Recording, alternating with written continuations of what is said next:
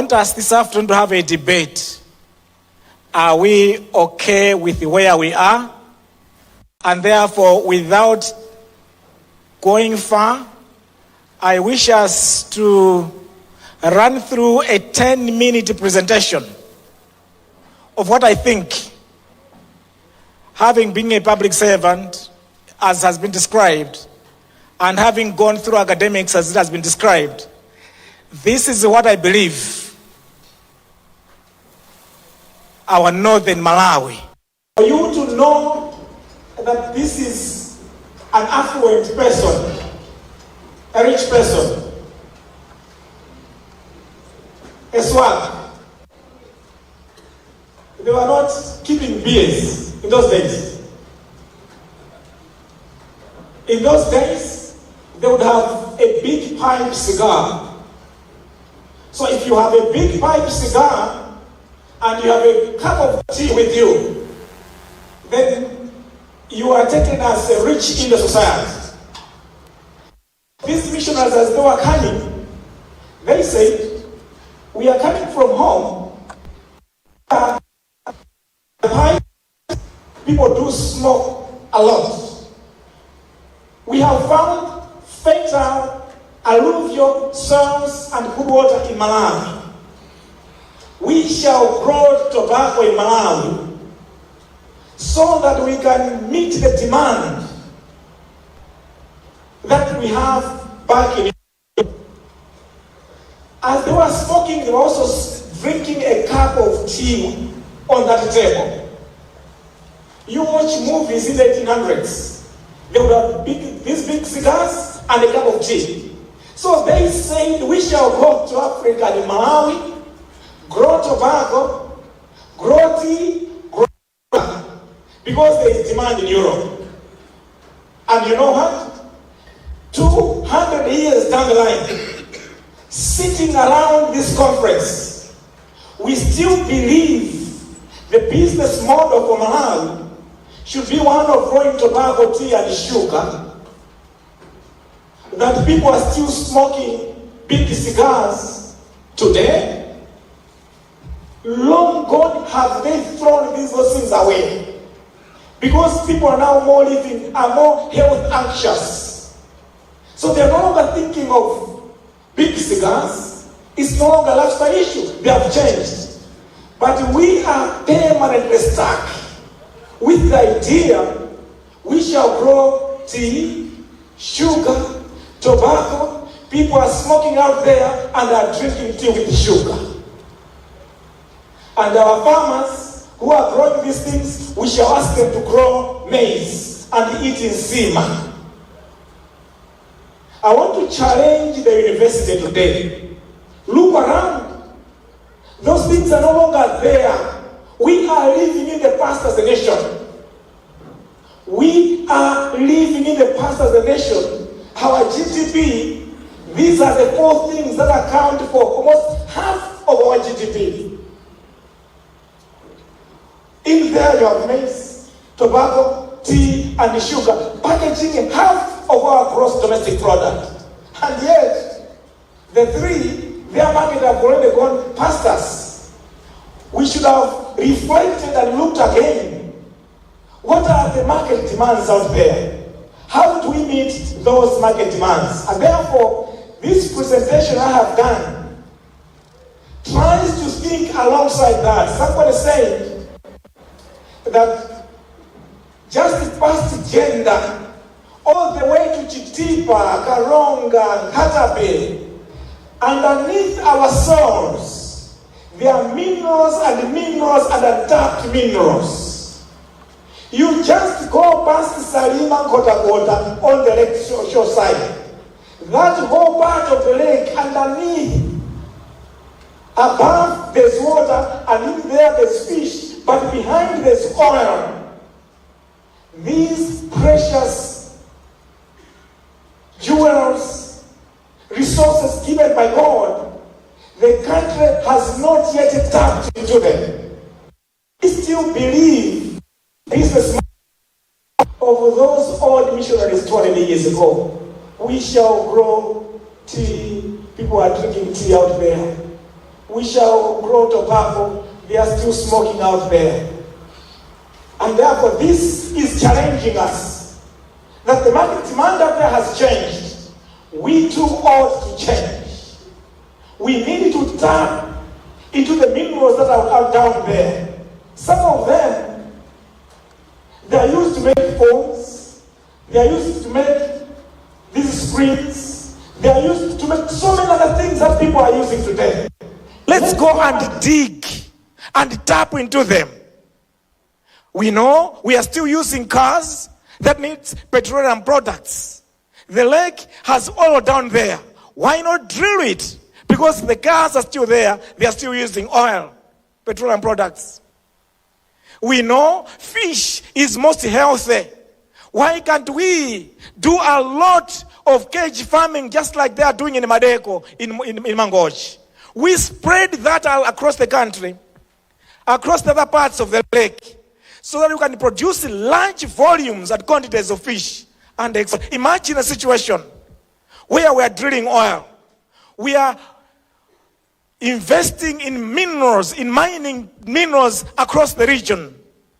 How much jobs are we going to create? Not a long time ago, during my heydays as a young man, I used to know that a lot of the youth and the young men in those days were going to South Africa to work in the mines.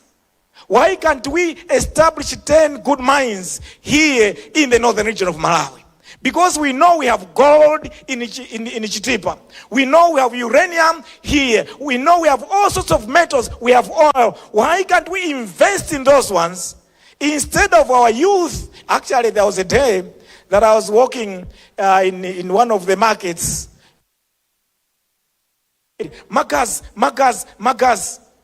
And I looked, I saw it as a young man. I said, "You should be a Malawian." He said, "Yes, I'm a Malawian." So we have exported a lot of Malawians to work in their mines, to carry heavy loads of stuff out there.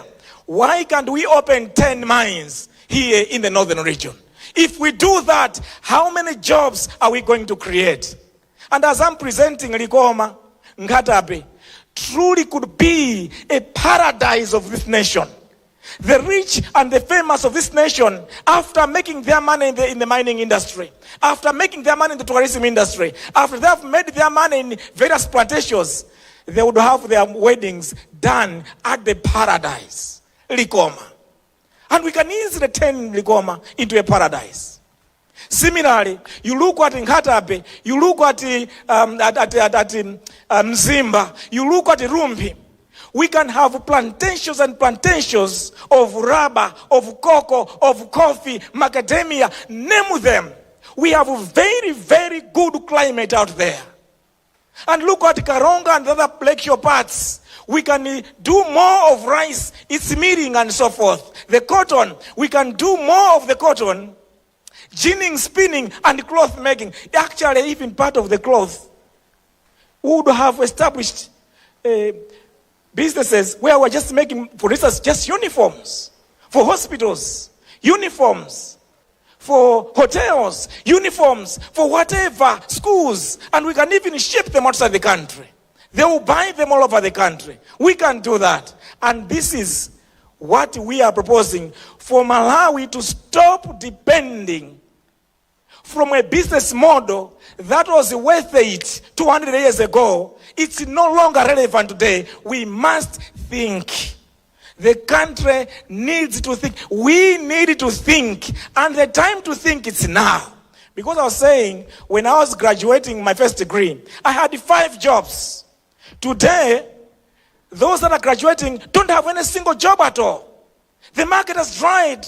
They have to wait for 3 to 5 years to get a job. Who has the luxury of 5 years to wait? Nobody. Nobody.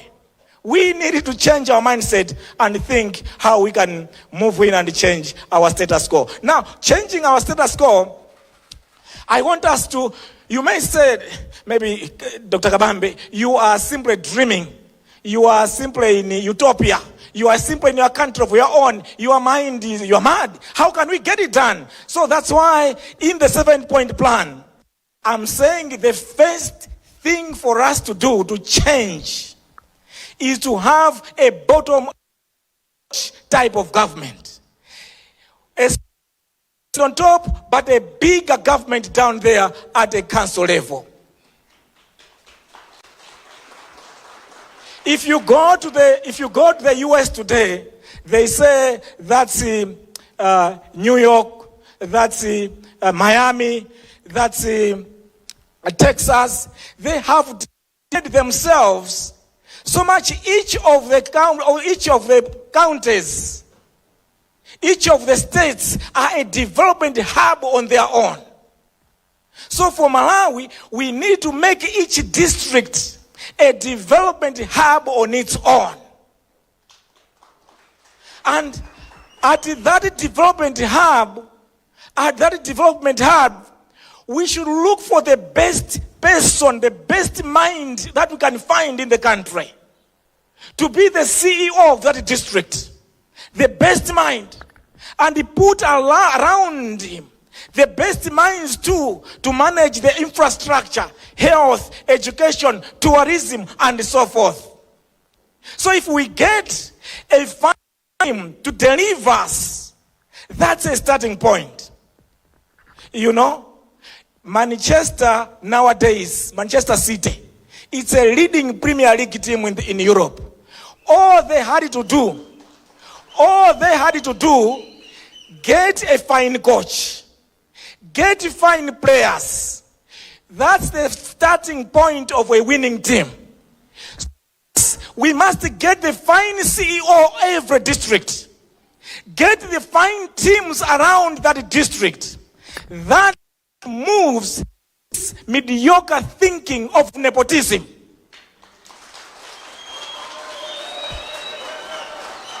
We must completely do away with him. Malawi is too small.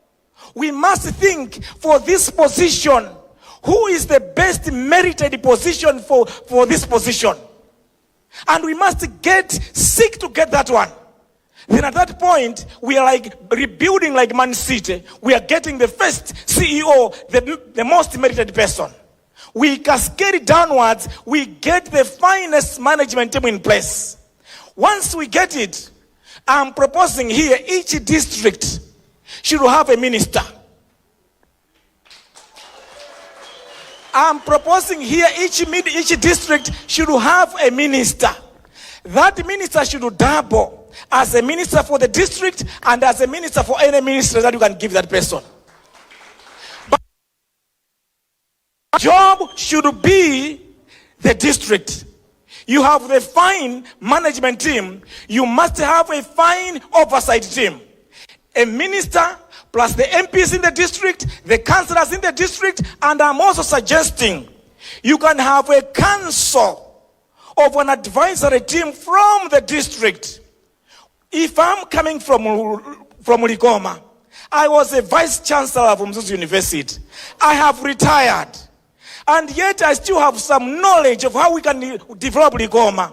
We can identify the sons and daughters of Likoma that are full of knowledge and wisdom to work with that minister, with the MPs, the councillors, to help the management team so that together as a team, alongside the NGOs and whoever working in that district, to develop that district to be what we're dreaming about. In that way, the CEO would be told, Mr. CEO, you are here. For Likoma, we want to turn into Cancun of Malawi, paradise of Malawi. Therefore, we want you